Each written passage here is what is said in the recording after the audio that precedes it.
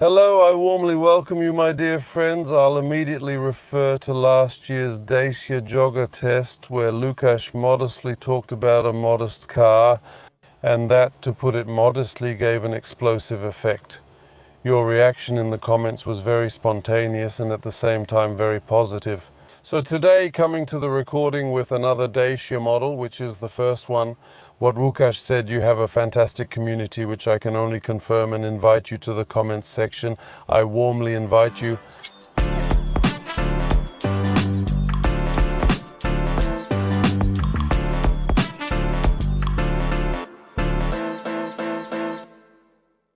Hi, welcome back viewers of the Zaka OFF channel. It was very nice to talk to you a year ago, and now I wanted to present the Dacia Sandero. As I mentioned in the previous recording, we were considering getting more Dacia models for the company.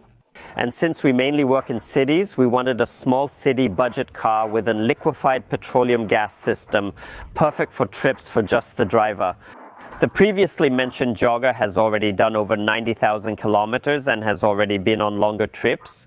However, wanting to stay loyal to the brand and being satisfied with a car with a factory gas system, I decided on a small city model. That's why Sandero was my choice. At first glance, we can already see that the front of the car is extremely similar to the Jogger. It uses the same bumper and the same light arrangement. Of course, the car is much smaller. The entire rear is different. It's simply a compact car in the B segment. It's also worth mentioning that Dacia Sandero comes in two versions, the basic version and the stepway version. The stepway is meant to resemble a crossover and has a different gearbox. It's higher, and it also costs about 8,000 zlotys more, but I'll talk about that later in the video. I approached the choice very pragmatically. There was no going around showrooms or comparing. I came to one dealership and I immediately knew I wanted a car with a factory-installed liquefied petroleum gas system. Here, the engine has a capacity of 1 liter, a range of about 600 kilometers, and fuel consumption of less than 7 liters in the city. Of course, a bit more on the highway.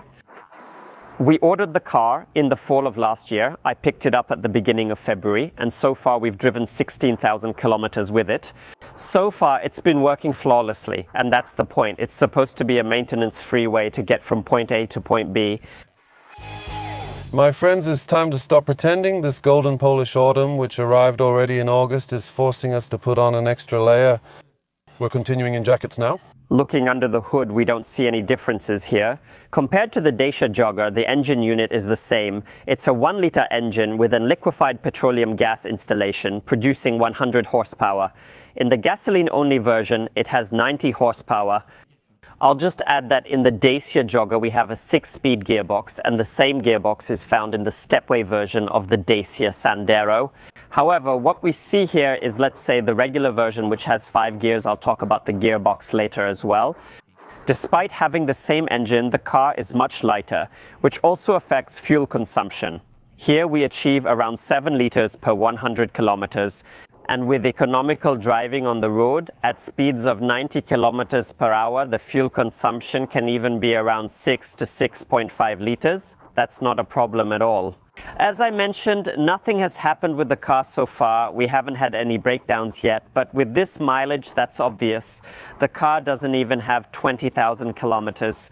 However, it's worth noting the service costs, because Renault recommends changing the engine oil every 30,000 kilometers. As we know, with this type of engine, that would be deadly for the engine. I change the oil every 10 to 15,000 kilometers, and such an oil change costs me about 300 zlotys. As we can see, the interior is practically unchanged compared to Dacia Jogger. This is, of course, a deliberate strategy by the brand, which, wanting to reduce costs, uses as many of the same components as possible across a wide range of its models. Here we see the display. It's really nice because you can pair Android Auto with it. Thanks to this, we can use much more convenient navigation than the one that Dacia offers as standard. Also, the finishing materials. Of course, this is a budget segment, but for example, here we have this nice stitching and it's quite soft. So far, the plastics don't creak, they don't make much noise, although maybe if Zaka really puts them to the test, they might show us some of those minor differences. Here, for example, there's no shopping hook like I have in my Dacia Jogger. Personally, I don't see this as a big flaw, but there's a slight disappointment, and also the glove compartment, which unfortunately isn't illuminated, unlike in the Jogger. The doors are very similar, the door pockets are small, and it would be rather difficult to fit a large water bottle here. We have 2 cup holders, a small holder for coins. Basically, the interior is very, very simple. I chose the manual air conditioning option, but the manufacturer also offers an automatic air conditioning panel. The gauges are very easy to read, with a small onboard computer in the middle, which is useful during trips. For smaller people who aren't 2 meters tall, there's enough space here. However, what you really feel is that this car is smaller than the Jogger. For short trips, you can definitely travel comfortably here with 4 people. My dear friends, the partner of this episode is Wetjes.pl, which is a car platform where you can find over 10,000 new and used cars. The platform cooperates with dealers of all brands, from the most popular to the most expensive ones. And with the code ZAKHAROFF, you'll get a discount on Wetjes.pl, an additional 1% discount, for example. In the case of a car worth 200,000, that will be 2,000 zlotys extra discount on top of the discounts visible on the Wetjes.pl website. You choose a car, calculate the installment, receive a financial decision and sign the contract 100% online, or if you prefer, have a traditional conversation, of course also with an advisor. Check the description where you'll find a link to thousands of cars you can lease. My dear friends, it's time for the 2-meter test, and we'll start with the props. A bunch of keys that was handed to me here, not by accident. And that's because it shows that actually driving with a classic ignition in this car will be quite troublesome for a tall driver. Because even if we just put the key in here, I can still see the possibility of a collision, so that's a problem. If it's unusual, and I think it is unusual to have a button instead of an ignition, then I think that will be the right choice for someone who's 2 meters tall. However, when it comes to the rest of the parameters like headroom or positioning yourself in relation to the steering wheel, there's no problem here.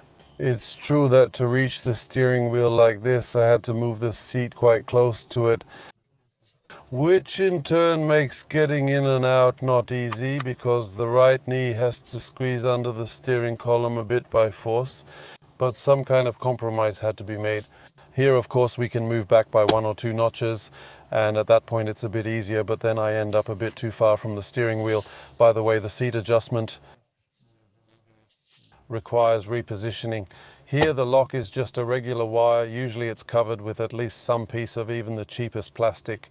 But here the cost-cutting measures have reached, or maybe even started, exactly with these little details that you don't see and rarely use. And that's how it looks from the front. Let's move to the back now, and now I'll get in the back.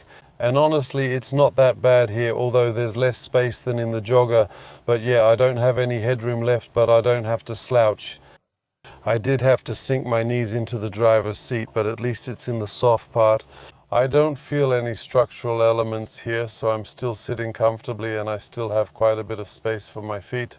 Even though this seat was just lowered as far as it could go. I didn't mention while sitting in the front that we also have an armrest here, which is quite a nice addition. In this budget, definitely. Well, since we're talking about the budget, you can see where the savings are. For example, in the lack of certain things. A reading light, the lack of a rear armrest, or of course the very simple flat casing, almost like the casing of tiny door pockets, basically just small pockets in the doors. But here we have pockets behind the seats for the third person, and the legroom is limited by a slight central tunnel. We don't have air vents in the back here, there's no phone charging, so it was supposed to be budget friendly, and it really is budget friendly. The trunk is of course much smaller than in the Jogger. Here we have 330 liters, which is actually a pretty good result for this segment. After folding down the rear seat backs, which fold in a 1/3 to 2/3 split, we get 1,100 liters of capacity. In practice, unless we're transporting larger instruments like pianos, because then you have to fold the seat most of the time, everything you need fits here without much trouble. Well, it's not a car you'd choose for that kind of trip.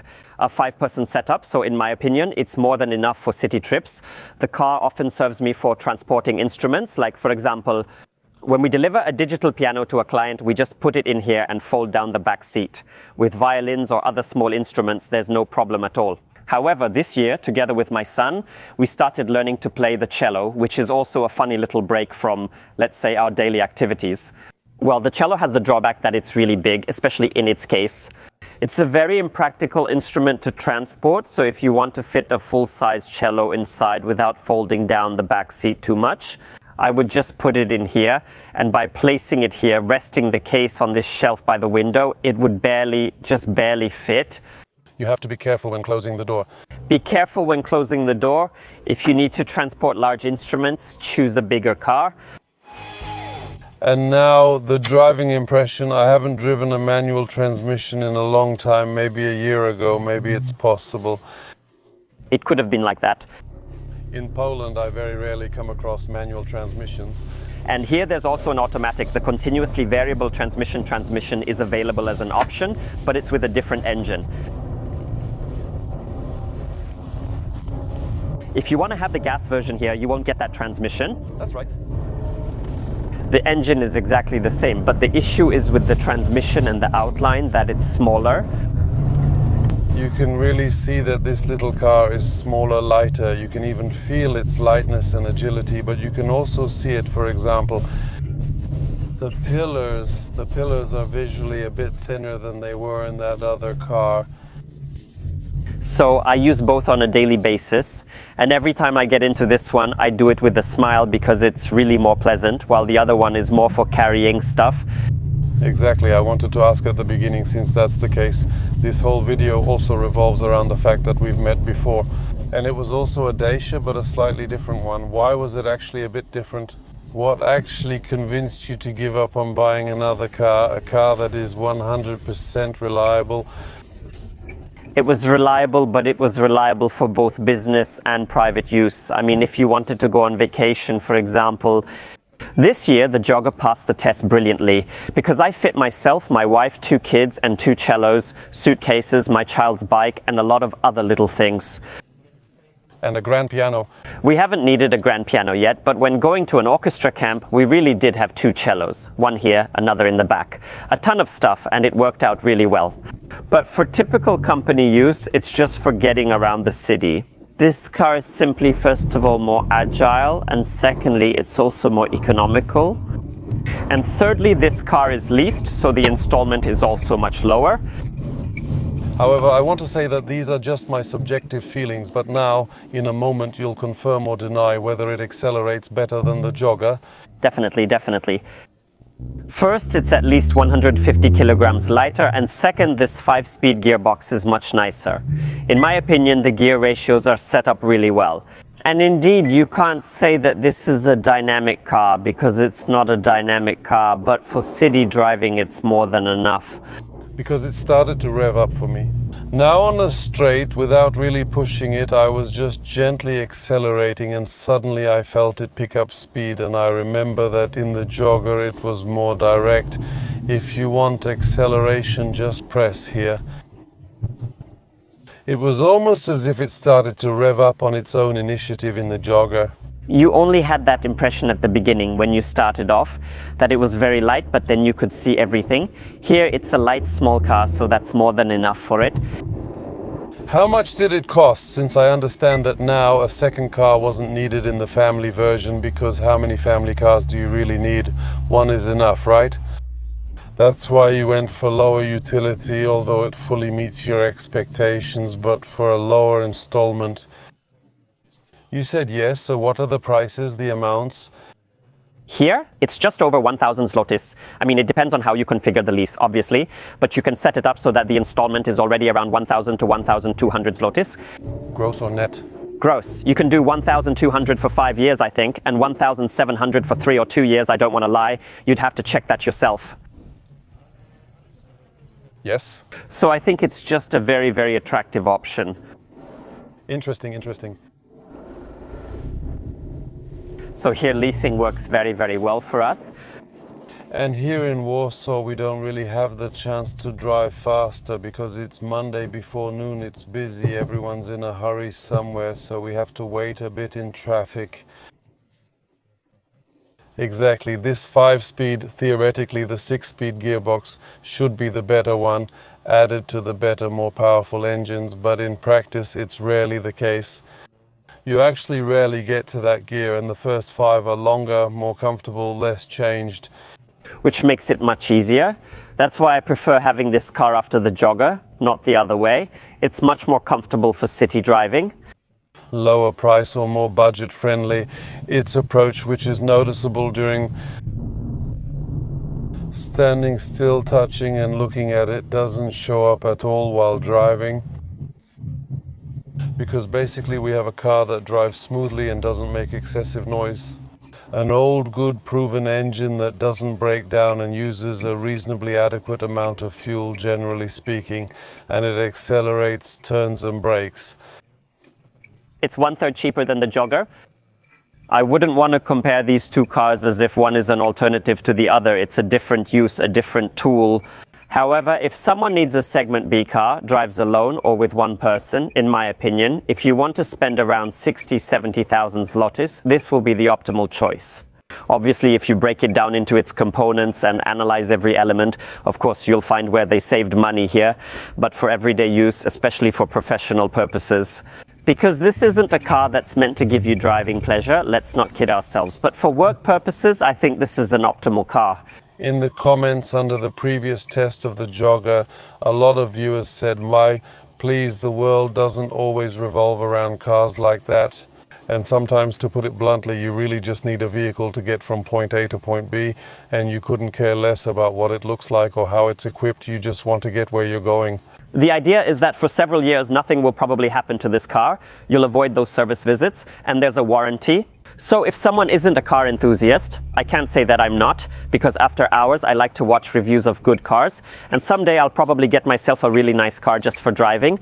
I won't say no, but I'm not at that stage in life yet. For now, it's work, and for those tasks, this car is perfect. I think this offer is getting more and more interesting now, especially since they're releasing new models, so I'm watching with interest. Obviously, the Big Star model will probably stir up some emotions because it's going to be a much bigger car, but here it's supposed to be practical, and that's exactly how it is. When we filmed this, Chinese cars didn't exist yet, right? They will join the game too. Now, basically, following the rule called spend as little as possible, you'll get the most car with the longest possible warranty. Basically, you can't say that Dacia is the only choice anymore because there are more of these cars now. But I understand that you just have this tried and true solution and you don't want to test out complete problems on yourself. I'm not saying I won't try it out in the future, but for now this worked and there was a need, so I got this car. I'm watching with interest what's happening on the Chinese market. And it seems to me that if they break this stereotype and manage to overcome this fear, what will it be like with service? What will it be like with the warranty? There are a lot of such concerns, which for now make people dismiss Chinese cars because they simply don't want to take that risk. I think that in a few years, this could turn the automotive market upside down. I believe this change is already happening gradually and hopefully it won't lead to major upheaval. Because above all, we need balance, a healthy equilibrium between what has come and what was before, because we need that too. So I hope it won't come to a crash or derailment, so to speak, of the train, and that only a few new cars will simply be added so that we have a greater choice. If the consumer benefits from this, that's what matters, especially since some models are a bit overpriced. So let's see, the ball is in play. Alright, here in front of us there will be tracks that will clearly show us how it handles uneven surfaces. We'll see in a moment. Well, I'll be waiting for your impressions. In your opinion, will it differ from the Jogger? It doesn't have it. Now, for example, we have tracks and bumps and it's configured for me after those first, let's say, a few manholes or tracks exactly. In my opinion, this is a car that doesn't force comfort, it doesn't sway that much, you can feel the whole road in it. Not in a way that it's harsh or sporty stiff. But it's a bit less soft, just like that. Yeah, it's not a French approach. Basically, we'll smooth the way for you at any cost, even if you end up swaying in the turns later. And speaking of turns, we'll have a chance now maybe on one of these side streets to do a moose test. I just need to hide somewhere around here, let's say, so I can let everyone pass, and as soon as the moment comes when it's empty, oh, just like now.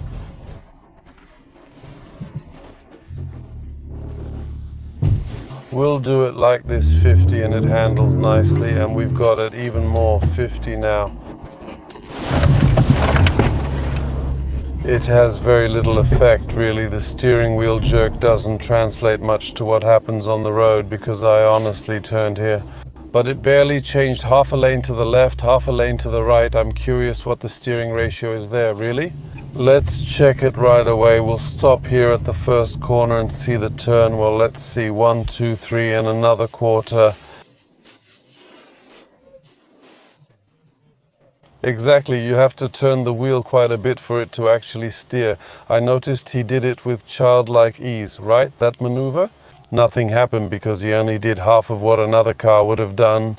So on one hand you could say that this is a past moose test, but on the other hand it's only half a moose test because we would have hit the other half since we didn't really swerve to the left. We just went a little bit going around the ball more than the moose. Oh, maybe like that. So in that sense, well, I think once again, that fits into the concept of a car that we pay so little for that we don't have high expectations.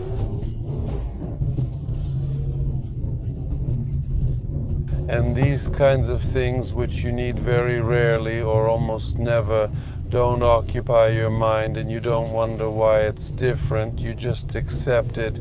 That's probably how it is, although compared to Jogger, for example, there's this radar here that's supposed to keep you in your lane and recognize road signs. So there are some things that have to be introduced and they are gradually implementing them with varying results, but little details like that do appear. So to sum up, the Jogger was nice, but this one, even though it's 1/3 cheaper, is actually 1/3 nicer. I think so, definitely for city use, but not for long trips, but for the city, absolutely. Having, let's say, 60,000-70,000 zlotys at your disposal, I think it's a reasonable option. And that's what we stick to. You are a person who, so to speak, always chooses reasonable options and makes rational decisions that work out very well in practice. Thank you very much. Thank you very much. It was nice to see you again after, yes, literally a year. I wish you business growth and, so to speak, an expansion of your fleet. As needed, and equally good, spot-on automotive choices. Thank you for the meeting. Greetings to viewers. See you next time. Zaka, thank you also to the viewers for watching this episode. Remember to subscribe. Definitely take care. Hey, bye.